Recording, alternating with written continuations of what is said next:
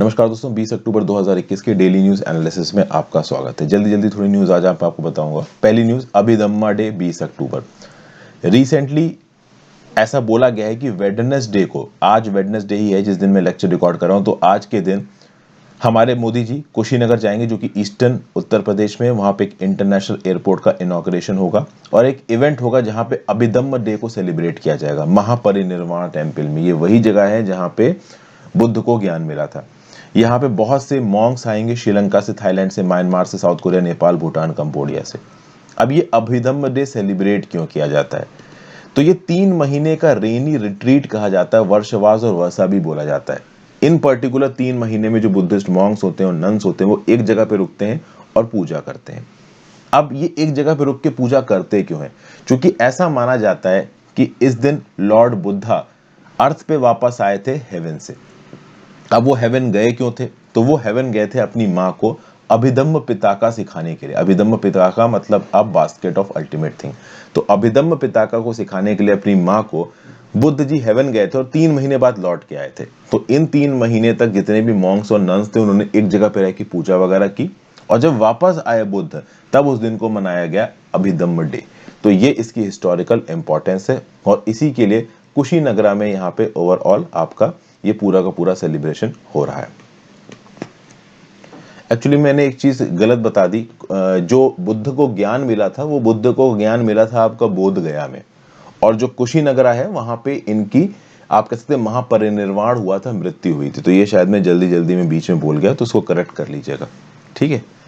GS paper 1 Indian culture में news आपके काम की है। फिर उत्तराखंड के हालात आपको पता है, 34 लोगों की मरने की खबर अब तक आ चुकी है और कई सारे लोग यहाँ पे गायब भी हैं। लगभग 5 लोग यहाँ पे मिसिंग हैं, मिल नहीं रहे हैं। जो लोग यहाँ पे जिनकी डेथ हुई है, सरकार ने उनके लिए 4 लाख रुपए का कंपनसेशन अनाउंस किया है।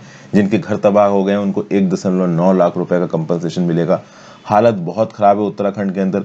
जैसा कि कल के मैंने शॉर्ट में भी आपको बताया था, नैनीताल की जो जगह थी, वो ओवरऑल जो 3 सड़कें जाती थी नैनीताल को, वो ब्लॉक हो गई थी लैंडस्लाइड से। हालांकि बाद में उस लैंडस्लाइड को वहां पे हटा दिया गया। ओके, तो आगे आने वाले समय में बस यही उम्मीद कर सकते हैं कि और हालत ना खराब हो। State disaster response force, national disaster response force और इंडियन आर्मी तीनों ही अपने काम पे लगे हुए हैं। General studies paper 3 disaster management में न्यूज आपको काम आएगी। फिर तीसरी न्यूज है, इंडिया में 100 करोड़ कोविड-19 की वैक्सीन डोजेस पूरी होने वाली है। जी हाँ, अभी सरकार का टारगेट ये रहा है, as of now 99 crore vaccination already हो चुकी हैं। ठीक है भाई, मोदी जी ने और हमारी प्रेजेंट सरकार ने 35,000 करोड़ रुपया साइड रख रखा है वैक्सीन प्रोडक्शन के लिए। बहुत तेजी से वैक्सीन प्रोडक्शन करी जा रही है। अभी तो एक और ट्रेंड निकल के आ रहा है कि वैक्सीन स्टॉक्स बहुत ज्यादा हैं हमारे हॉस्पिटल्स के पास, लेकिन लोग अपनी सेकेंड डोज वैक्सीन लगवाने जा नहीं रहे हैं। अभी के लिए सब्जेक्ट एक्सपर्ट कमेटी ने इमरजेंसी यूज ऑथराइजेशन के रिकमेंडेशन को ग्रांट कर दिया। किसके लिए? कि कोवैक्सीन 2 से 18 साल के लोगों को दी जा सके। हालांकि डीसीजीआई का अप्रूवल अभी नहीं मिला है। महाराष्ट्र को सबसे ज्यादा वैक्सीन प्रोवाइड की जा रही है, ऐसा मिनिस्टर साहब का यहाँ पे बोलना है। महाविकास अघाड़ी ने केंद्र की सरकार के ऊपर ये इल्जाम लगाया था कि केंद्र की सरकार enough amount of vaccine doses Maharashtra को नहीं दे रही है, लेकिन महाराष्ट्र को enough amount of vaccine doses दी गई हैं। ऐसा भी केंद्र की सरकार का यहाँ पे बोलना है। न्यूज क्यों यहाँ पे इंपॉर्टेंट हो रही? सिर्फ इसलिए क्योंकि शायद आज या कल ओवरऑल टोटल नंबर ऑफ जो डोजेज हैं वैक्सीनेशन की, वो इंडिया में 100 करोड़ क्रॉस कर जाएंगी। फिर नेक्स्ट है, SIT releases 6 pictures of suspects. Lakhimpur Kheri में जो वायलेंस हुआ था, जिसमें 8 लोगों की जान गई थी, जिसमें 4 आपके फार्मर्स थे। कुछ कारें इनके ऊपर चढ़ गई थी और कार बताया जा रहा था कि यूनियन मिनिस्टर अजय मिश्रा के बेटे आशीष मिश्रा की।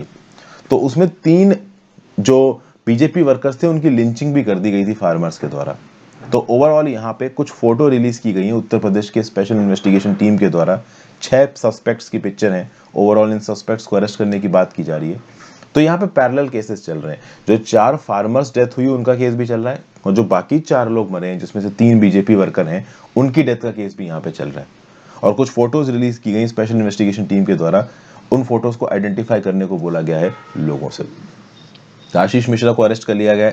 इनके ऊपर इल्जाम लगाए कि इन्होंने जबरदस्ती फार्मर्स के ऊपर कार चढ़ा के उनको मार दिया। आशीष मिश्रा का यह बोलना है कि ये उस समय पे बनवीरपुर नाम की जगह पे एक रेसलिंग इवेंट अटेंड कर रहे थे। क्या सही है क्या गलत है, इसको डिसाइड करने की ताकत हमारी सुप्रीम कोर्ट के पास है। सुप्रीम कोर्ट एक पीआईएल के आधार पर इस उत्तर प्रदेश लखीमपुर वाले केस को जल्दी ही सुनवाई करेगा। एक्चुअली वेडनेसडे को सुनवाई है, आज ही के दिन सुनवाई है। जीएस पेपर 2 में न्यूज काम की है।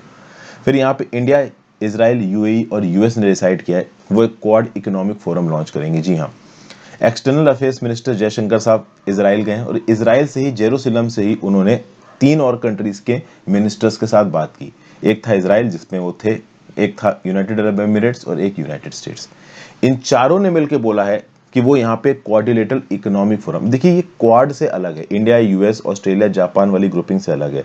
क्योंकि इंडिया, यूएस, ऑस्ट्रेलिया, जापान में मिलिट्री, इकोनॉमी, स्ट्रैटेजिक कंसर्न सब कुछ आ जाते हैं। ये स्पेसिफिकली एक इकोनॉमिक फोरम बनाने की बातचीत की जा रही है इंडिया, इजराइल, यूएई और यूएस के बीच में। इब्राहिम अकॉर्ड्स के बाद इजराइल और यूएई की दोस्ती हो गई है। अभी इस कंटेक्स्ट में चीजें काफी रोजी नजर आ रही हैं। यूएई, इंडिया और इजराइल के बिजनेस ग्रुप्स का ये बोलना है, in fact international federation of the Indo Israel chambers of commerce का ये बोलना है कि इजरायली इनोवेशन की मदद से, यूएई फंडिंग की मदद से और इंडियन मैन्युफैक्चरिंग की मदद से आगे आने वाले समय में इन कंट्रीज के बीच में जो इन्वेस्टमेंट्स हैं वो 2030 तक $11 बिलियन को भी क्रॉस कर सकती हैं। इस हद तक पोटेंशियल है कॉपरेशन का। एनर्जी की बात कर लो, क्लाइमेट चेंज की बात कर लो, मैरीटाइम सिक्योरिटी की बात कर लो, ये सारे एंगल्स तो आते ही हैं। प्लस ट्रेड, इकोनॉमी यहाँ पे एक बहुत बड़ा एंगल है। और इस कंटेक्स्ट में भी रिसेंटली 13 अक्टूबर को भी यूएस, इजराइल और यूएई के मिनिस्टर्स मिले थे। एक मीटिंग में बातचीत हुई थी, रिलीजियस कोएग्जिस्टेंस के ऊपर भी बातचीत हुई थी।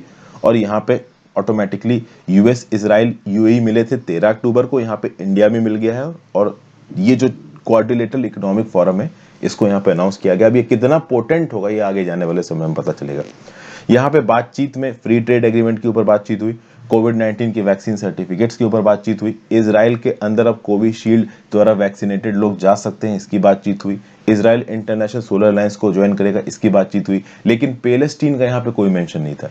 ना ही जो 13 अक्टूबर को ट्राइलेटरल मीटिंग हुई है उसमें कोई मेंशन था और ना अभी के लिए कोई मेंशन है। यहाँ पे अगर बात की जाए international federation of Indo Israel chambers of commerce, तो एक इनोवेटिव ग्लोबल ऑर्गेनाइजेशन है, सस्टेनेबल स्ट्रैटेजिक पार्टनरशिप बनाएगा, हेडक्वार्टर्स दुबई में है। ठीक है, ओवरऑल इनोवेशन को, कॉमर्स को, इन्वेस्टमेंट को, कल्चरल एक्सचेंज को और गुडविल को आगे बढ़ाएगा। ठीक है, आगे बात करें अब्राहम अकॉर्ड्स क्या है, तो इजराइल और यूएई के बीच में जो नॉर्मलाइजेशन एग्रीमेंट हुआ है जिसके चलते यूएई ने इजराइल को एज अ कंट्री रिकॉग्निशन दिया है, इसको अब्राहम अकॉर्ड्स बोला जाता है। जीएस पेपर 2 में न्यूज आपको काम आएगी।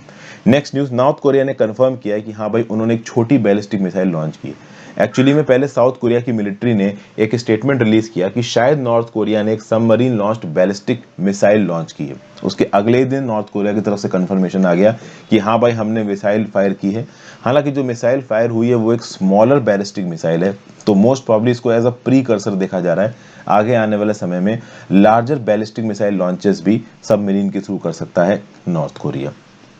उसके बाद यूएस की तरफ से और साउथ कोरिया की तरफ से स्टेटमेंट आने शुरू हो गए कि इस प्रकार की प्रोवोकेटिव एक्टिविटीज नॉर्थ कोरिया को नहीं करनी चाहिए। नॉर्थ कोरिया पलट के बोल रहा है कि यूएस और साउथ कोरिया खुद गड़बड़ काम करते रहते हैं, हमें सिखाते रहते हैं, हमें मत सिखाओ, ये सब बातें। और जो आपस में एक दूसरे को प्यार है वो आगे दिखता ही रहता है इन कंट्रीज के बीच में। नेक्स्ट, हैती में 17 मिशनरीज का यहाँ पे आप कह सकते हो अपहरण हो गया। कुछ अमेरिका और कैनेडियन मिशनरीज हैती गए थे और हैती में एक हैतियन गैंग ने उनको किडनैप कर लिया।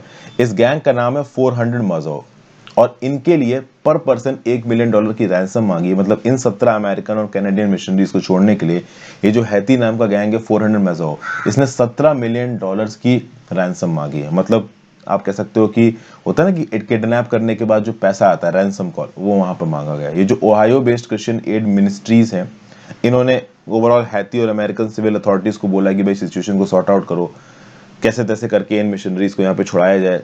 हैती के लोग काफी परेशान हैं, हैती लोग बहुत ज्यादा परेशान है। वहां पे एब्डक्शंस, गुंडागर्दी, लूट मार खुले में हो रहा है। 5 प्रीस्ट और 2 नन्स को, जिसमें 2 फ्रेंच सिटीजन थे, इनको भी अप्रैल में किडनैप किया गया था और बाद में रैंसम देके छोड़ दिया गया। किडनैपिंग्स बहुत कॉमन हो गई हैं। 2021 के पहले 9 महीनों में 628 लोग किडनैप हो चुके हैं हैती के अंदर। तो हैती की क्राइसिस बहुत ज्यादा बढ़ रही है। आगे आने वाले समय में चीजें कैसे सॉर्ट आउट होंगी पता नहीं। और हैती वही कंट्री है जहां पे कुछ दिन पहले इनके प्रेसिडेंट का असैसिनेशन हो गया था, प्रेसिडेंट जोवेनेल मोइस का, जुलाई में। उस न्यूज को भी मैंने कवर किया था। तो ये कुछ पर्टिकुलर न्यूज है दोस्तों आज की डेट में। एक और न्यूज यहाँ पे निकल आ रही है, EU food recall link to GM rice exports from India.